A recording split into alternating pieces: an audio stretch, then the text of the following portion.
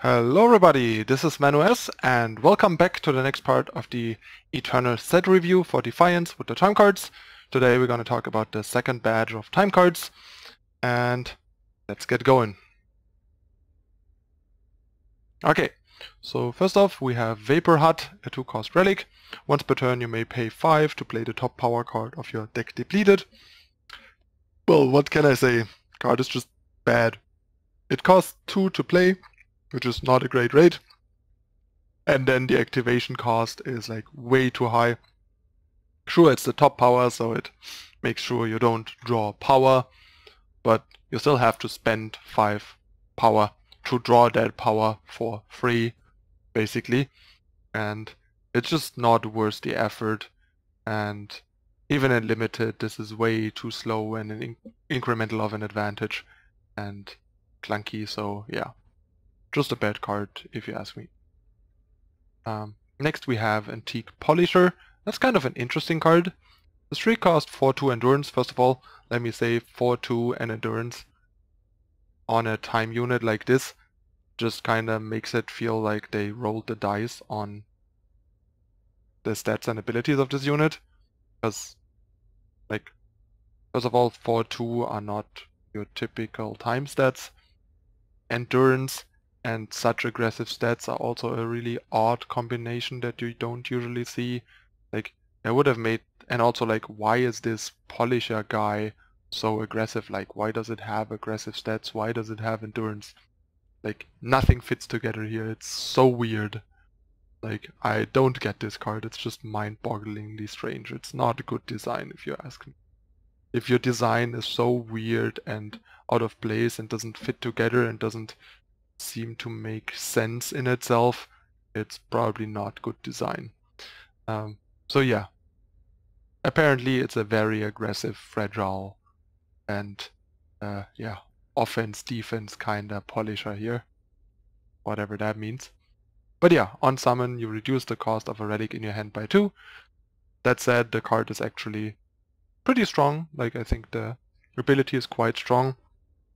Not sure if there is a way to break it, at least yet, and make good use of it, but in general it's the kind of card that has the power level to keep an eye on and could be potentially good, because reducing the cost of a card by 2 is pretty strong and the body is very reasonable.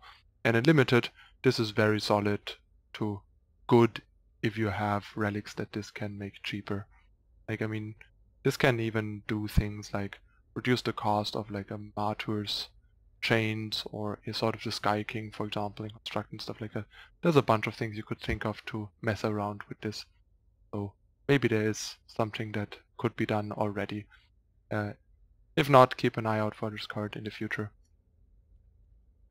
Next we have Awaken the Ages, another card with an odd design choice. I have no idea why this card gives you a random sigil from your deck depleted. Like, it costs 3, it's not fast, the Amplify costs 3, so this fixing your colors would really not be the end of the world. It could just be like, I mean, sure, they wanted to make it worse than Secret Pages, but the fact that it's not fast would already manage that. And it's not like Secret Pages is a particularly heavily played card, so creating some close competition for it is not really a concern, honestly. So yeah, pretty weird choice. If I read that correctly, it could work in a way that the Amplify gives you a sigil of your choice, not a random one. But since it doesn't specify that and says additional, I would assume that it's an additional of the kind you're getting, so another random one. But I'm not 100% sure. I have not played with the card yet. And honestly, it doesn't really matter if it's a random one or not. The card is pretty clunky and expensive, and the random thing doesn't make it much less playable than it already is, because the problems are otherwise, I think. It's just an odd choice, honestly. It's just a kind of question like, why does it give you a random sigil? Like, nothing about the effect seems to, yeah, justify the randomness of the sigil, and it just seems kind of arbitrary and forced. In Limited, I guess there could be decks that want this, like decks that go big enough. Basically the same kind of decks that would want something like Secret Pages. Then we have Mesmerized Moth. It's a 3-cost 1/2 flyer, which is pretty expensive for such a weak card. On summon you create and draw an Ancient Bauble. There are some minor synergies for getting a relic in your deck without having a relic in your deck, like this Shadow 4-drop that lets you sack a relic to play the top relic of your deck and stuff like that. But these are just like very gimmicky, fun synergies that aren't actually good, and yeah, you end up with a 3-cost 1/2 flyer that gives you a meaningless card mostly. In Limited, however, this might be fine, especially if you have Life Force synergies, and in Limited, this 3-cost 1/2 flyer isn't all that bad. Or if you just need the relic synergies in Limited, for example. So in Limited, this seems like a decent filler. Then we have Sandcrawler, the other token of Disciple. In Limited, I think a 3-cost 3/3 Overwhelm is very fine. It's not great, nothing to write home about, but something that you can easily put in your deck if you need more cards, especially if you need more 3-drops. Next we have Unraveling Fanatic. The card is actually kind of interesting, but just way too slow and fragile. At the start of your turn, each player draws an additional card, so that means you are the first one to benefit from the symmetrical draw, which is very good, unlike with Nightfall. So at the beginning of your turn, you both get an extra card, so your opponent can mostly just use the extra card once your turn is over. So you're the first one that can use it. Your opponent can only use it right away if they have power and it's a fast card they draw. So that's a nice upside. And yeah, I guess you get the body, which initially is a 1/1, which is useless, but after 3 turns, it turns into Sanity's Anathema, which is actually a pretty good card. It's a 7-cost 0/0 that has attack and health equal to the number of cards in both players' hands. And yeah, when it attacks, you draw 2 cards, so the payoff is super powerful. It also has Overwhelm, so it's turned into this game-winning monster. The main problem is getting there, because you cannot speed up the process. Like, there's no... The condition is just 3 turns, not drawn 3 extra cards or something, so you could actually speed it up and kind of build around it. And then it's just, yeah, the opponent has ample time to kill a 1/1 or silence it, and then all you got is like some symmetrical effect. And the symmetrical effect also is going to help your opponent find an answer, which is pretty unfortunate because the like transformed version is pretty cool and pretty powerful. The way the card stands might be okay to try and limit it, because there you are more likely to get there, and once you get there you're just gonna win the game. Like, this basically reads after 3 turns, win the game, if this still lives. So in Limited this seems pretty nice actually, but in Constructed it's just not going anywhere. Next we have Zykalis, the Burning Sand, one of the best cards in the set if you ask me. It's a 4-cost 5/2 charge Overwhelm that also happens to have Pledge as a bonus. It's just pushed to the max. The card is just pushed as far as they could push it basically, and on summon Zykalis is invulnerable to damage this turn. It's just a very, very good aggressive 4-drop. It's like the aggressive Sandstorm Titan. Sandstorm Titan is more of a defensive mid-range or even potentially controlling 4-drop that just kind of slows down the board and stalls, while this is the opposite in the offensive way. It's the most possible pushed aggressive 4-drop in time that you could imagine in this game. It's at least on the level of cards like Vicious Highwayman, except Vicious Highwayman is a multi-faction card that has much steeper requirements and is potentially a bit more fragile and doesn't have Overwhelm and is slightly smaller. So yeah, this is at least as good as Highwayman, if not slightly better because it's monocolor. So yeah, amazing card, and I'm pretty sure one of the top decks in the new format will be some form of Zykalis deck. This is one of the most pushed cards in the set. And in limited, this is obviously also a great card if your deck is more proactive. But in limited, it's actually a bit worse, I would say, because your decks are less dedicated. So unless you have an aggressive deck, this could actually turn out to be worse than some other limited cards that are a bit more powerful at doing what you want to be doing in limited most of the time. Next we have Eternity Core, a 4-cost relic, basically the big brother of Power Stone. You get +2 power for 4 power, so basically just 2 power stones in one card.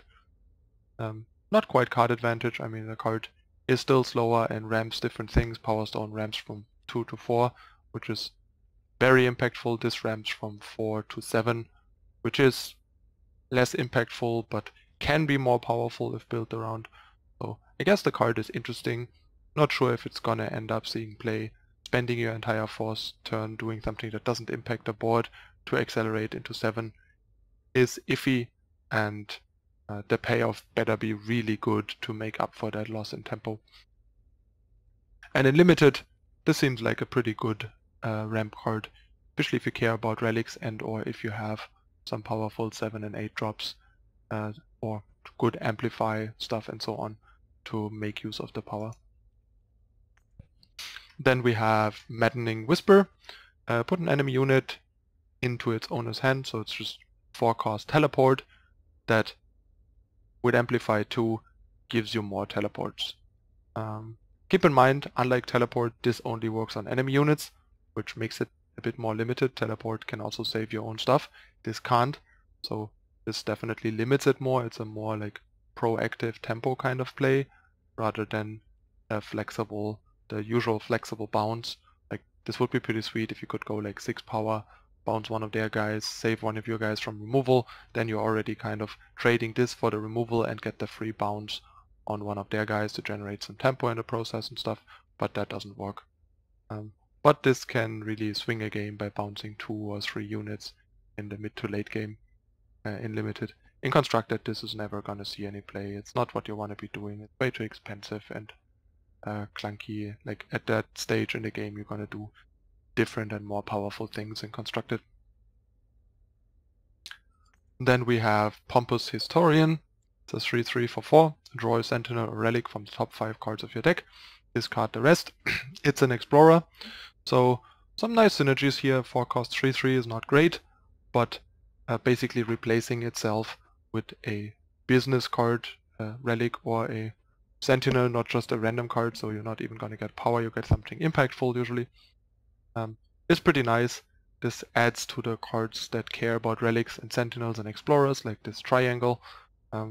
Not sure if there is any deck that actually wants it, but just like in a vacuum, the card is quite solid. I just kind of doubt that there is a kind of deck that this would work into in constructed. In limited, however, this seems like a very powerful uncommon for the like explorer, sentinel, relic heavy decks, especially like Praxis probably. Then we have Sirocco Glider, very clearly a limited card, a pretty decent limited card. 4-cost 2/5 is okay as sort of like a defensive unit, and if you have a bunch of relics in your deck, it actually turns into a 2/5 flyer, making it a better version of the 1/5 unit that just has flying right away. I think Tower Top Patrol was the name. So this is about on par. You're probably gonna play this in a deck that has a bunch of relics, so the chance that it gets flying is pretty good, and the additional point of attack is gonna come in very handy at locking out flying attackers, because there's quite a lot more, I think, that have 2 health than 1 in limited, and it also makes it more of a potential clock in the air if you care about attacking, and also on the ground it's gonna be a more deterring blocker as a 2/5 than a 1/5. So yeah, pretty solid limited card.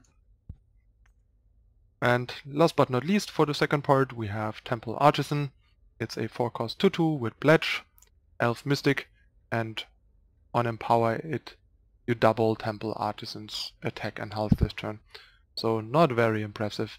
Basically, you play this, like, I mean, it's not a constructed card. In limited, you play this on turn 4, and on turn 5 you play a power and attack for 4. It's basically a bad striped Arachnodon.